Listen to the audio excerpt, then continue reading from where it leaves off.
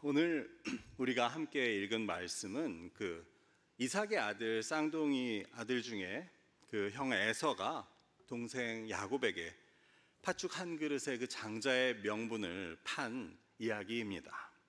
우리가 잘 아는 대로 에서와 야곱은 쌍둥이 형제였습니다. 그래서 사실 형 동생이라고 우리가 말하긴 하지만 몇 분 차이로 태어난 그냥 같은 나이에 남자 두 명을 생각하면 될 것입니다. 그래서 그들은 말씀에 의하면 그 뱃속에서부터 이미 둘이 싸웠고, 뿐만 아니라 그 형 에서가 나올 때 그 야곱은 그 형의 발꿈치를 붙잡았다 해서 그것으로부터 야곱이란 이름이 붙게 됩니다. 그런데 이처럼 한 뱃속에서 나온 그 에서와 야곱은 서로 달라도 너무 달랐습니다. 에서는 잘 아시는 대로 사냥에 익숙하여 들사람이라고 불렸고, 반면에 동생 야곱은 조용한 사람이라서 장막에 거하는 자였다고 말합니다. 또한 형 에서는 신체적인 면에 있어서도 온몸에 털이 많고 또 피부가 붉은 그런 남자다운 그러한 사람이었고, 반면에 동생 야곱은 털이 없고 매끈한 피부를 가진 자였습니다. 이로 인해 그 아버지 이삭은 에서를 사랑하였고, 반면 엄마인 리브가는 동생 야곱을 사랑했다고 하는 것이 이 쌍둥이 형제에 대한 설명입니다. 그런데 사실 이 성경에서 주목하는 것은 이 쌍둥이 형제의 이러한 차이점이 아니었습니다. 성경이 보여주는 이 두 형제의 가장 큰 차이점은 바로 오늘 우리가 읽은 말씀에서 나오는 내용입니다. 즉, 그 형 에서는 자기가 가지고 태어난 장자의 명분을 가볍게 여겼다는 것이고, 반면 동생 야곱은 그 장자의 권한을 갖고자 하는 그 열망이 가득하여 결국 이를 얻어내게 되었다는 말입니다. 이것이 바로 에서와 야곱의 차이에 있어서 성경이 가장 강조하고 있는 부분이었습니다. 그리고 이 사건으로 인해 그 에서와 야곱의 운명은 앞으로 서로 다른 길을 가게 됩니다. 우리는 이 말씀을 나눌 때마다 오늘 설교의 제목과 같이 실리와 명분에 대해서 생각해 보게 됩니다. 즉, 에서는 자신의 장자의 명분을 별로 중요하게 생각하지 않았고, 대신 실리, 바로 눈앞에 보이는 이익을 우선으로 선택했다는 것입니다. 그래서 에서는 그 실리를 택함으로 명분을 저버리게 된 반면, 그 야곱은 명분을 중요하게 여기고 그것을 선택하였다는 이야기입니다. 그래서 우리는 실리가 아닌 명분을 택해야 한다고, 믿음에 있어서도 실리가 아닌 명분을 택하는 것이 중요하다는 교훈을 나누는 것입니다. 그렇다면 정말 실리는 옳지 않은 것이고 명분은 늘 옳은 것이라고 할 수 있습니까? 이는 늘 그런 것이라고 할 수는 없습니다. 사실 우리는 모든 일을 단순히 실리와 명분이라는 틀에 맞추어 생각하고 판단할 수 있지 않습니다. 때로는 우리가 실리를 따르느라고 명분을 저버리는 것, 뒤로 하는 것이 문제가 될 수 있지만, 반면에 그저 명분을 앞세우고 실리를 뒤로 하는 것도 옳은 선택이 될 수 없는 경우가 있습니다.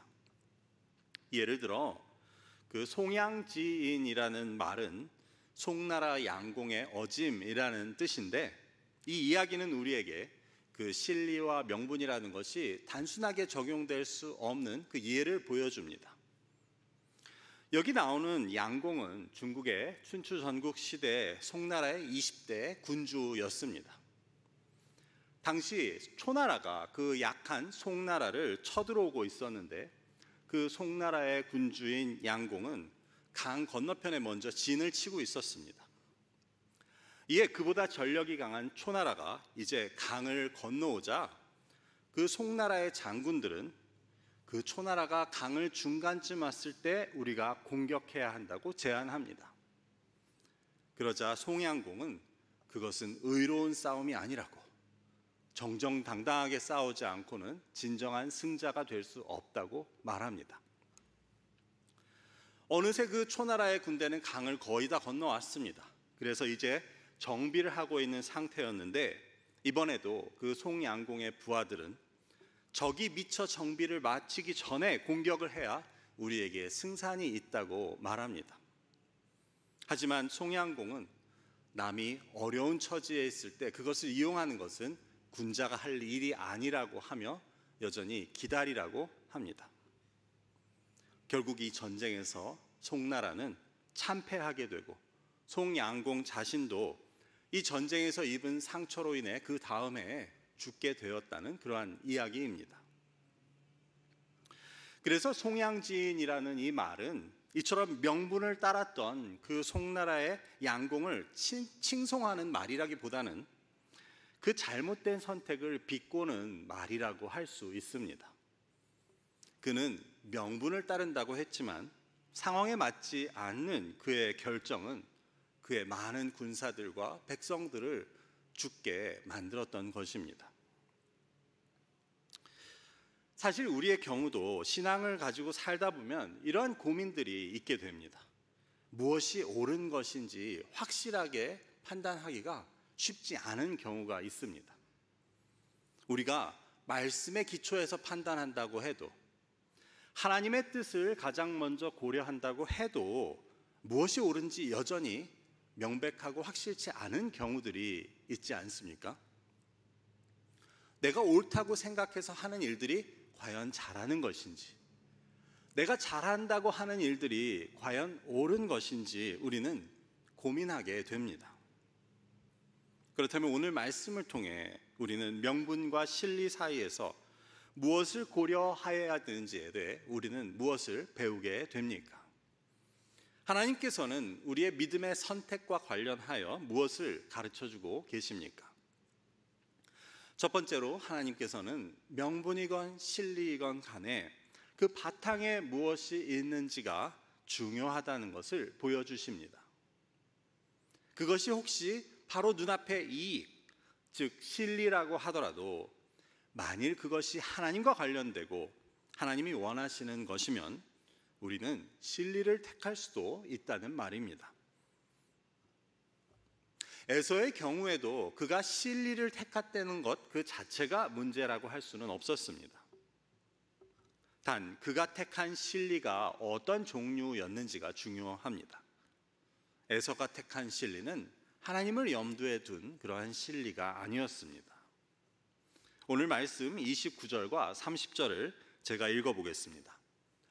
야곱이 죽을 쑤었더니 에서가 들에서 돌아와서 심히 피곤하여 야곱에게 이르되 내가 피곤하니 그 붉은 것을 내가 먹게 하라 한지라.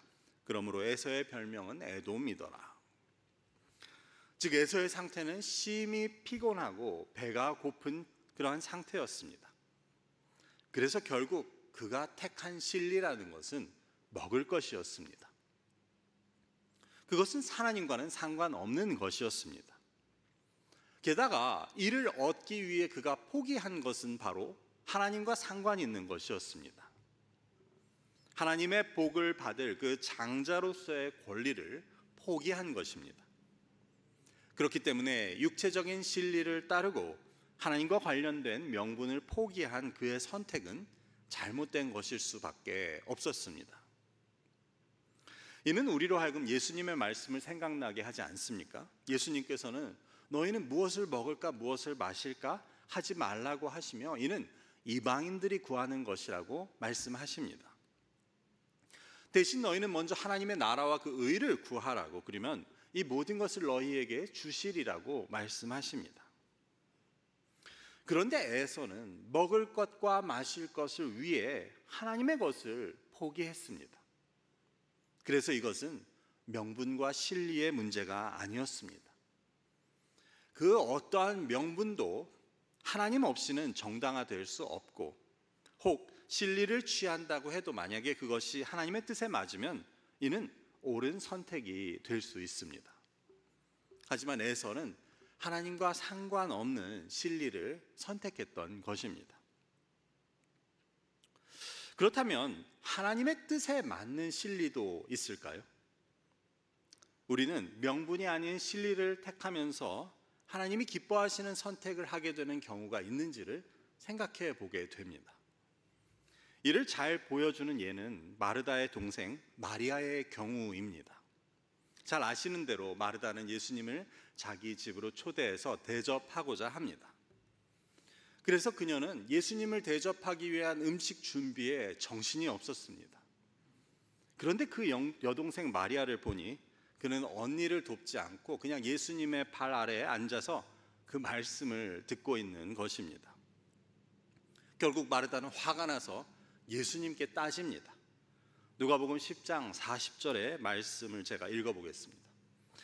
마르다는 준비하는 일이 많아 마음이 분주한지라 예수께 나아가 이르되 주여 내 동생이 나 혼자 일하게 두는 것을 생각하지 아니하시나이까 그를 명하사 나를 도와주라 하소서. 이 마르다의 말은 가만 보면 상당히 듣기 불편한 말이었습니다.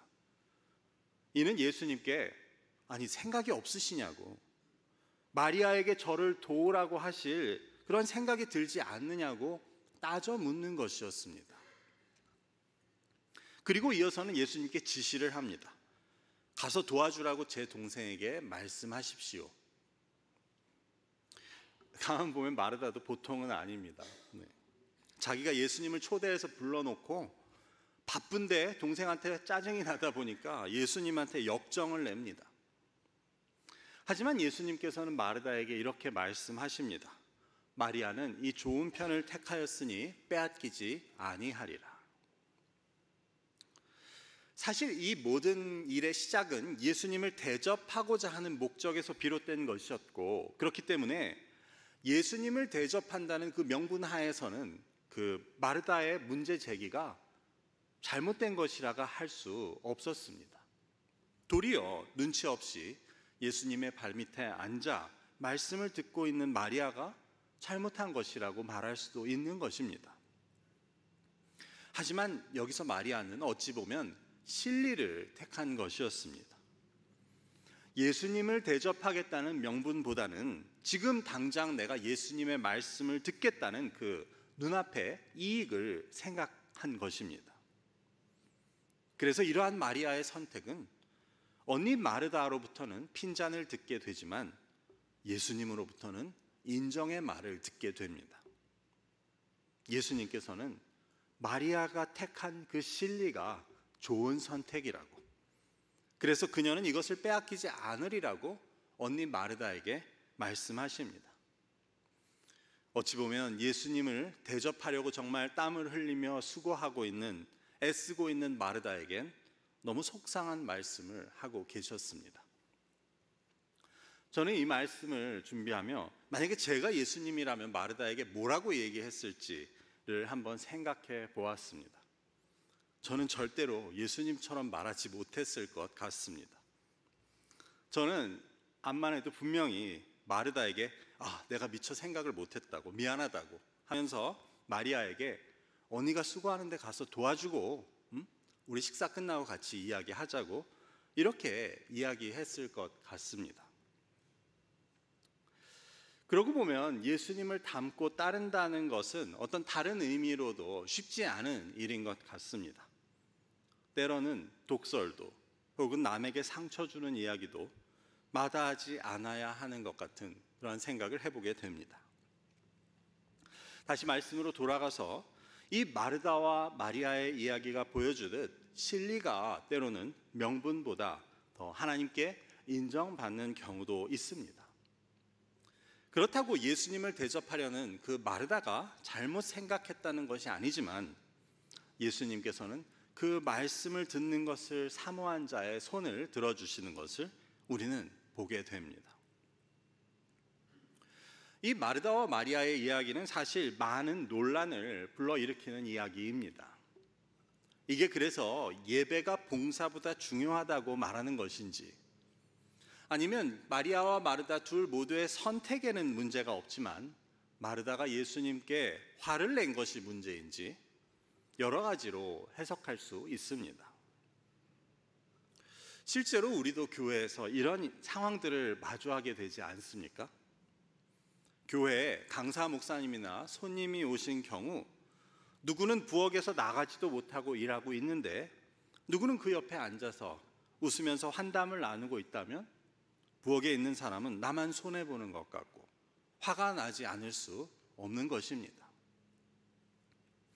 혹은 식사를 맡은 주일에 예배를 드리다가 끝에 예배가 끝나기도 전에 먼저 나가서 바쁘게 준비를 하다 보면 같이 일을 할 사람이 자기는 축도까지 다 마치고 천천히 나오는 것을 보고 아무렇지 않을 수 없습니다. 아니, 예배 끝까지 있는 게 맞는지 누가 몰라서 그러나? 내가 먼저 나오는 것을 보고 끝까지 안 나오는 건 뭐야? 지금 웃으시는 분들은 다 이런 경험이 있으신 분들 같은데 누구나 이와 비슷한 생각들을 가져보신 적은 있으실 것입니다. 그래서 앞서 말씀드렸듯이 맞는 일, 옳은 일을 한다고 해서 다 잘하는 것이라고 할 수 없는 경우도 있고, 또 내가 잘한다고 했는데 그게 옳은 것인지 확실하지 않을 때가 있다는 것입니다. 비록 마르다와 마리아의 이야기는 여기에 대한 확실한 해답을 주고 있지는 않지만 우리는 분명히 하나님께서 무엇을 더 중요하게 보시는지를 생각할 수 있어야 합니다. 또한 내가 아무리 옳은 일을 잘 한다고 해도 이 과정에서 다른 사람을 비판하고 원망하는 마음이 생기게 된다면 이는 하나님께 인정받기 힘들다는 것도 우리는 생각해 볼 수 있어야 합니다. 이처럼 어떤 경우는 실리를 택하고 하나님께 인정받는 경우도 있지만 반면 솔로몬 왕의 경우는 그는 실리를 택했지만 결국 이것은 하나님의 뜻에 어긋난 것이 된 것도 있었습니다. 열왕기상 11장 말씀에 보면 솔로몬은 많은 이방 여인들을 아내로 첩으로 맞이합니다. 그래서 바로의 딸, 모압과 암몬의 여인, 헷 족속, 또 에돔 족속, 시돈의 여인을 아내와 첩으로 맞이합니다. 성경은 이것이 솔로몬이 그녀들을 사랑했기 때문이라고 말하지만 사실 고대 근동의 관습으로는 이는 이방 나라들과의 화친을 위한 왕의 외교적인 전략이었습니다. 여기서 나오는 나라들, 애굽, 모암, 암몬, 에돔, 시돈, 헷, 이 모든 족속들은 바로 이스라엘과 국경을 마주한 나라들이었습니다. 그래서 이 나라의 왕들의 딸들을 아내로 맞음으로 해서 솔로몬은 그 실리를 추구하고자 했던 것입니다. 물론 이것은 솔로몬 개인의 유익을 위한 것만은 아니었습니다. 어찌 보면 그 나라와 그 백성을 위한 것이라는 명분도 있었습니다. 믿음의 시각이 아니면 이것은 어쩌면 지혜로운 처사와 또 지혜로운 정책이라고 할 수 있었습니다. 하지만 하나님 보시기에 이것은 잘못된 것이었습니다.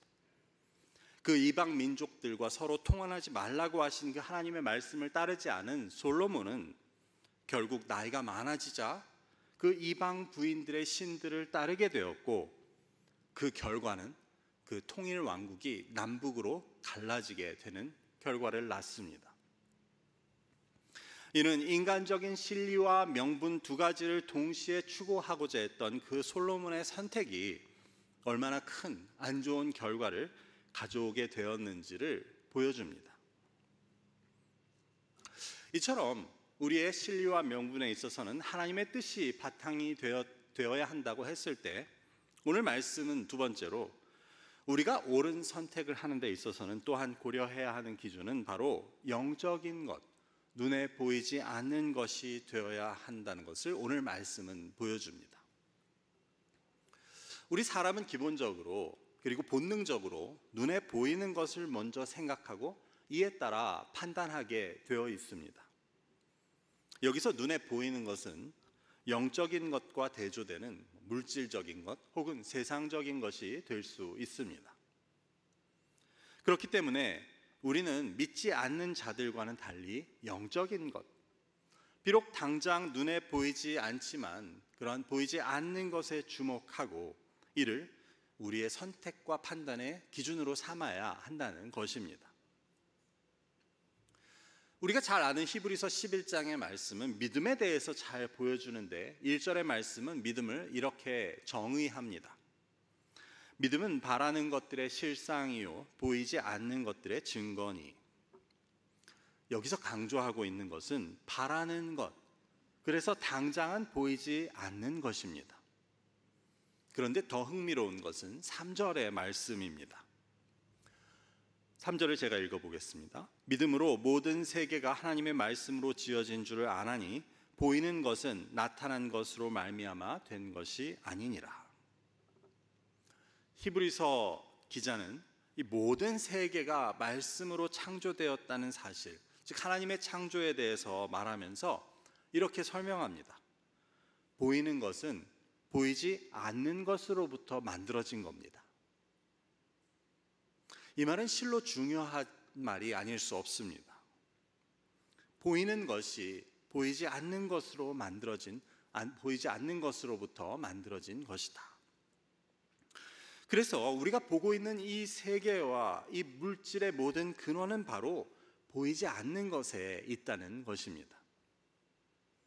그것이 보이지 않는 하나님의 말씀에 의해서 창조되었기 때문이기도 하지만 또한 이 모든 것의 근원은 바로 보이지 않는 영적인 세계에 있다는 것을 뜻하기도 하는 말입니다. 그래서 결국 이것이 보여주는 것은 우리가 눈에 보이는 것을 좇으면서 눈에 보이지 않는 것, 영적인 것을 놓치게 된다면 결국 우리가 쫓는 명분과 진리는 허상이 될 수밖에 없다는 것을 보여줍니다. 이를 오늘 말씀의 에서의 경우에 놓고 한번 생각해 보면 어떻습니까? 에서는 장자의 명분, 장자의 권리라는 이 보이지 않는 것을 가볍게 생각했습니다. 그는 눈에 보이는 것을 좇았기 때문에 눈에 보이지 않는 것, 그 영적인 것은 놓치게 됩니다. 에서가 보기에는 장자의 권리라는 것은 눈에 보이지도 않고 당장 자기에게 도움이 되는 것도 아니었습니다. 그 장자의 권리로 아버지로부터 받는 축복도 당장은 효과가 없는 그저 말 한마디에, 에서에게는 말 한마디에 불과했습니다. 그래서 그는 32절에서 이렇게 말합니다. 에서가 이르되 내가 죽게 되었으니 이 장자의 명분이 내게 무엇이 유익하리요. 그래서 에서에게는 축복이라는 것은 그저 보이지 않고 잡을 수 없는 허상에 불과한 것이었고 그냥 좋은 말, 그 이상도 그 이하도 아니었습니다. 그래서 당장 배고픈 나를 도와주지 못하는 그 권리가 무엇이 중요하냐고, 무슨 소용이냐고 말하고 있었습니다. 하지만 에서는 그 보이지 않는 말 한마디의 축복을 통해 하나님께서 현실에서 이루어 주실 그 일들을 보지 못하고 있었습니다. 그래서 히브리서가 말하는 그 보이지 않는 것으로부터 어떤 보이는 것들이 이루어지게 될지를 전혀 알지 못했습니다. 결국 눈에 보이는 것이 보이지 않는 것으로부터 비롯된다는 것을 알지 못했기 때문에 그는 장자의 권리도 아버지의 축복도 가볍게 여기게 됩니다. 반면에 야곱은 비록 눈에는 보이지 않는 것이지만 그 장자의 권리와 아버지의 축복이, 그래서 그로부터 비롯돼서 하나님께서 이루시고 성취하실 복이 얼마나 큰 것인지를 알고 사모하는 마음이 있었습니다. 그래서 그는 보이는 것을 내어주고 보이지 않는 것을 살 수 있는 그런 지혜가 있었습니다. 우리의 경우는 어떻습니까? 나는 보이는 것을 주고 보이지 않는 것을 사는 사람입니까? 아니면 에서와 같이 보이는 것을 사려고 보이지 않는 것들을 포기하는 사람입니까? 우리도 살다 보면 돈을 벌거나 성공하기 위해 가족과의 시간을 포기하게 되는 경우가 있지 않습니까? 눈에 보이는 성취를 쫓다 보면 사랑을 소홀히 하게 되는 경우가 있습니다. 요한계시록에 나오는 그 에베소 교회의 경우에도 그들이 실제로 한 그 보여지는 일들은 엄청났습니다. 예수님께서는 그들의 행위와 수고와 인내, 악한 자들을 용납하지 않은 것, 거짓 사도를 드러낸 것, 주의 이름을 위해 인내하고 게으르지 않은 것, 이 모든 것들을 내가 안다고 말씀하십니다. 하지만 그 가운데 그들은 처음 사랑을 잃어버렸습니다. 그러자 예수님께서는 눈에 보이는 그들의 수많은 일들과 수고에도 불구하고 너희가 눈에 보이지 않는 그 사랑을 되찾지 않으면 내가 촛대를 옮기겠다고 말씀하십니다. 이 에베소 교회의 경우에도 보이는 것을 쫓다가 보이지 않는 것을 잃어버린 경우였습니다. 그들이 좇은 것은, 보이는 것은 사실 물질적인 거나 세상적인 것도 아니었습니다. 다 하나님을 위해서 한 일들이었습니다. 그럼에도 불구하고 보이는 것들에 주목하다가 보이지 않는 가장 중요한 그 사랑을 잃게 된 그들은 주님의 인정을 받을 수 없고 책망을 받을 수밖에 없었습니다. 이는 오늘 우리의 교회에도 주시는 하나님의 말씀이 됩니다. 우리 교회가 아무리 주의 일에 힘쓰고 이를 통해서 명분과 진리를 모두 추구하고 또 이룰 수 있다고 하더라도 우리가 보이는 것에 집중하고 주목하다 보면 우리는 옳지 않은 선택을 할 수 있습니다.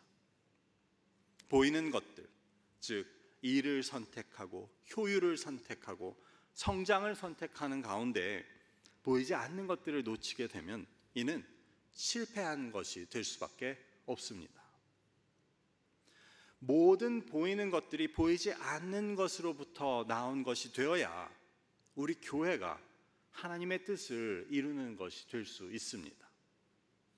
그래서 눈에 보이는 우리의 일이나 봉사나 효율이나 성장, 심지어 예배와 선교, 이 모든 것들도 보이지 않는 것으로부터 비롯될 수 있어야 합니다.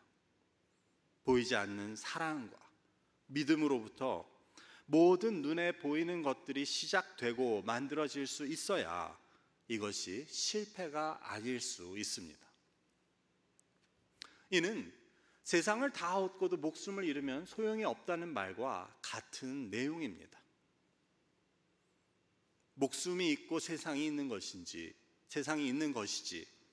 세상을 다 얻어 모두 목숨을 잃으면 아무 소용이 없듯이 우리가 보이는 것들을 얻기 위해 보이지 않는 것을 잃게 된다면 이는 결국 어리석은 선택, 실패가 될 수밖에 없습니다.